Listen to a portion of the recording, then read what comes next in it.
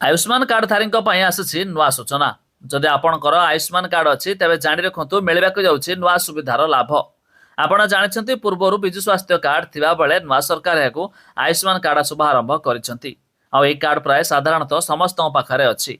एवं मिलवाक जाऊँगी नुआ सुविधार लाभ।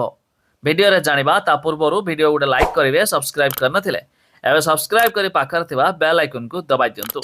देखंतु कैंसर रोगी राज्य सरकार बड़ घोषणा करिसेंती। राज्य स्वास्थ्य मंत्री मुकेश महालिंग सूचना देइछंती जे मुख्यमंत्री कैंसर आरोग्य योजना को राज्य बजेट रे शामिल कराइछि। या फल गोपबंधु जन आरोग्य योजना अधीन 121 पैकेज रे कैंसर चिकित्सार व्यवस्था कराइछि। एथिरे केमोथेरापी, रेडियोथेरापी, विभिन्न प्रकार कर्कट अस्त्रोपचार और उन्नत चिकित्सा सेवा अंतर्भुक्त रही।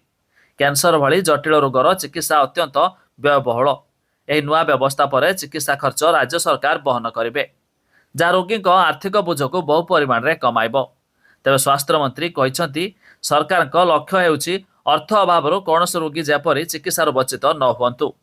तेरे आयुष्मान कार्डधारी माने राज्यर सरकारी और पैनेलभुक्त बेसरकारी हस्पिटाल रे यह सुविधा पाइपर। यह द्वारा रोगी माने अधिक उन्नतर चिकित्सा सहजरे पाइपर। तेरे जदि आपणकर आयुष्मान कार्ड थिबो तेबे जानि रखंतु एबे आपणको कैंसर रोगी रही सुविधा मागणार हो पारे चिकित्सा।